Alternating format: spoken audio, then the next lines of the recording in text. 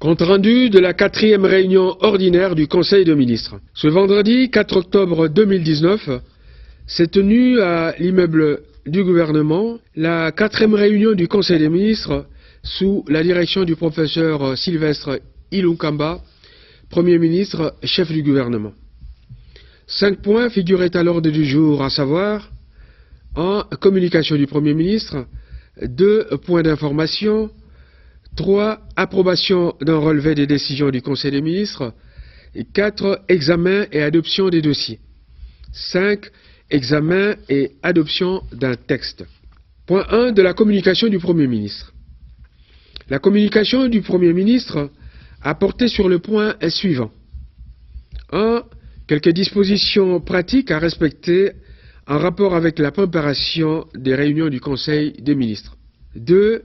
La nécessité de promouvoir l'esprit de collaboration entre les membres du gouvernement pour l'unité et la cohérence de l'exécution du programme gouvernemental. 3.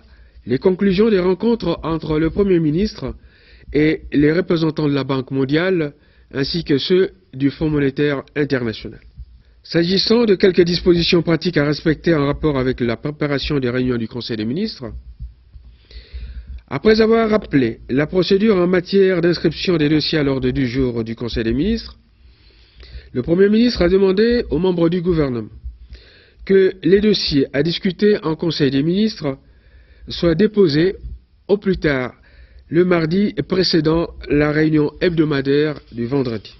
Concernant la nécessité de promouvoir l'esprit de collaboration pour l'unité et la cohérence de l'exécution du programme gouvernemental, le Premier ministre a insisté sur la franche collaboration qui doit exister entre les membres du gouvernement, tant au niveau de la transversalité des matières qu'à celui du ministère, entre les titulaires des départements et leurs adjoints, afin de garantir l'efficacité dans l'exécution du programme gouvernemental. Concernant les conclusions des rencontres entre le Premier ministre et les représentants de la Banque mondiale ainsi que ceux du Fonds monétaire international, il vous souviendra qu'une mission du Fonds monétaire international avait séjourné en République démocratique du Congo en juillet dernier dans le cadre de la mise en place d'un programme économique et des préparatifs du budget 2020. À la suite de cette mission, le Premier ministre a rencontré à Kinshasa, au courant du mois de septembre 2019, des délégués du Fonds monétaire international et ceux de la Banque mondiale. On peut retenir de ces rencontres ce qui suit. 1. L'examen de facilité élargie sera examiné ultérieurement. 2. Le Fonds monétaire international examinera dans 6 mois un programme à court terme avec le gouvernement. 3. La mobilisation des ressources en rapport avec l'épidémie à virus Ebola est renvoyée à plus tard étant donné que d'autres partenaires sont déjà intervenus.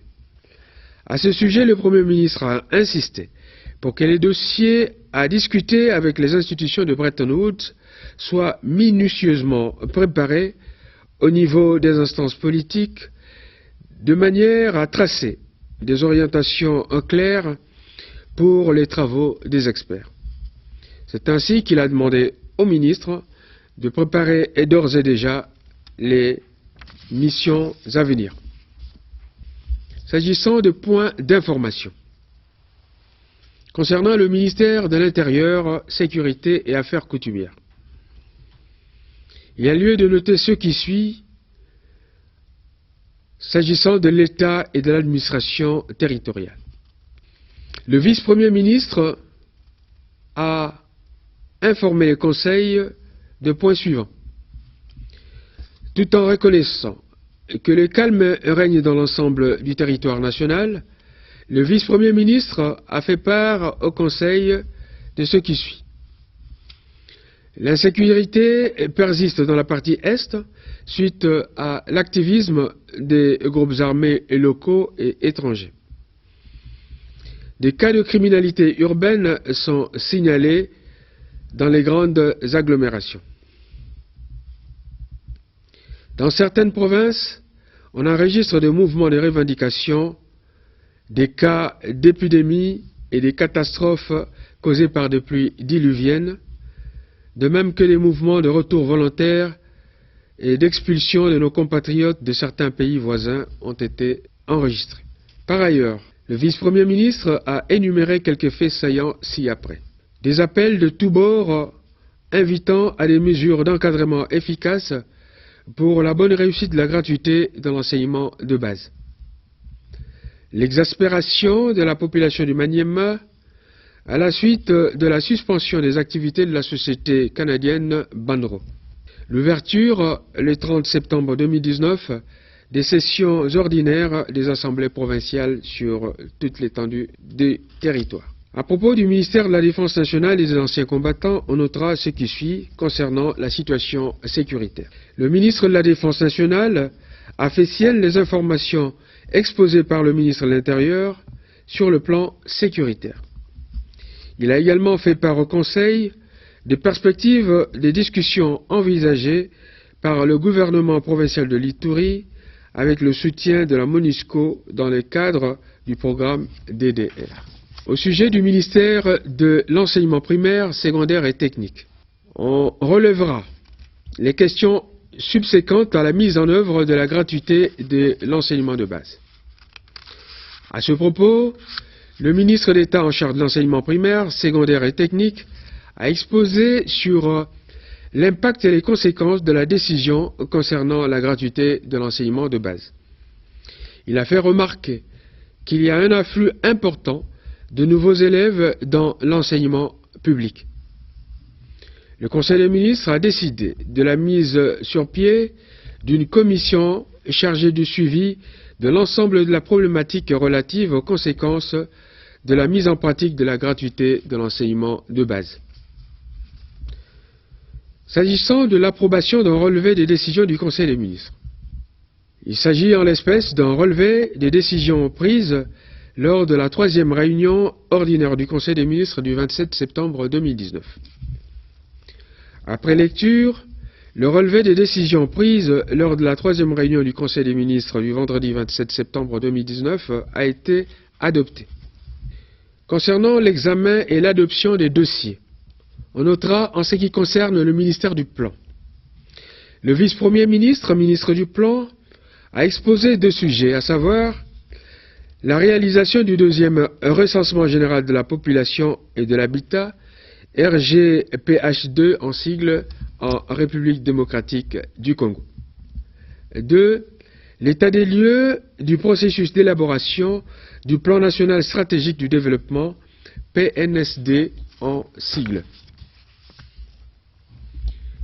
Concernant le recensement général de la population, Madame le vice-premier ministre, ministre du Plan, a rappelé que le recensement scientifique de la population est une opération qui doit être la plus exhaustive que possible dans la mesure où elle doit fournir des données statistiques, socio-démographiques et économiques détaillées.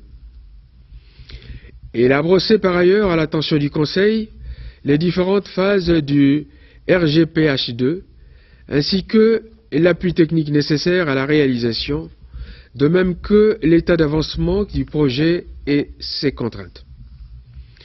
Après débat, le Conseil des ministres a décidé d'allouer au projet la somme de 1 045 297 $ pour ne pas perdre les financements déjà intervenus dans ce projet.